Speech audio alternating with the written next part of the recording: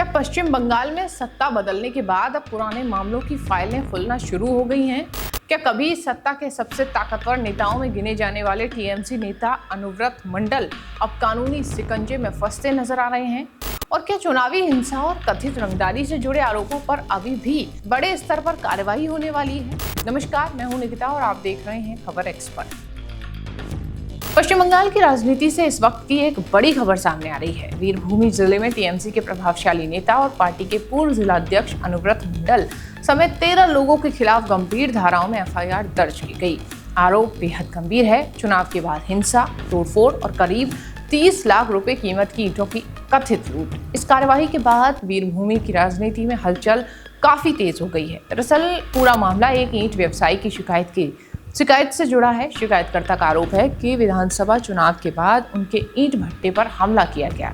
शिकायत के मुताबिक उस समय अनुव्रत मंडल के करीबी माने जाने वाले कुछ लोगों ने कथित तौर पर ईंट भट्टे पर धावा बोला, वहां तोड़फोड़ की और लाखों रुपए की ईंटें उठा कर ले गए। पीड़ित व्यवसायी शुभेंदु मंडल का दावा है कि इस हमले में लगभग 30 लाख रुपए का नुकसान हुआ। उनका आरोप है कि पूरी घटना राजनीतिक रंजिश का नतीजा थी।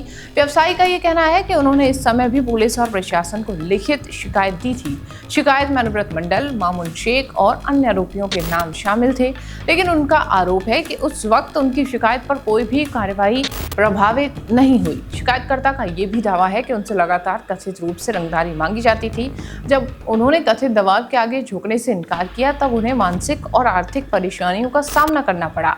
अब राजनीतिक परिस्थितियां बदलने के बाद उन्होंने एक बार फिर पुलिस का दरवाजा खटखटाया। बताया जा रहा है कि इस बार पुलिस ने शिकायत पर संज्ञान लेते हुए मामला दर्ज कर लिया है और जांच प्रक्रिया शुरू कर दी। व्यवसायी की उम्मीद है कि इस बार मामले की निष्पक्ष जांच होगी और यदि आरोप सही पाए जाते हैं तो जिम्मेदार लोगों के खिलाफ सख्त कानूनी कार्रवाई भी की जाएगी। फिलहाल इस पूरे मामले पर अनुव्रत मंडल या अन्य आरोपियों के नाम और उनकी ओर से कोई भी आधिकारिक प्रतिक्रिया सामने नहीं आई है।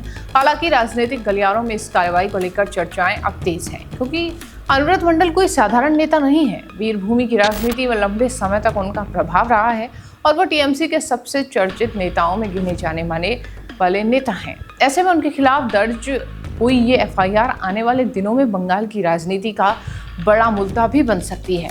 अब सबसे बड़ा सवाल यही है कि क्या ये सिर्फ एक पुराना मामला है जिसकी जांच अब शुरू हुई है, या फिर आने वाले दिनों में ऐसे और भी मामले खुलकर सामने आ सकते हैं। फिलहाल निगाहें पुलिस जांच पर टिकी हैं, क्योंकि इस जांच के नतीजे ही तय करेंगे कि आरोप केवल राजनीतिक आरोप प्रत्यारोप हैं या फिर इनके पीछे कोई ठोस आधार भी मौजूद है। अब इस पूरे मामले पर आप कैसे देखते हैं? क्या पुराने मामलों में कार्रवाई होनी चाहिए? आरोप चाहे कितना भी बड़ा नेता क्यों ना हो, अपनी राय कमेंट बॉक्स में जरूर लिखें।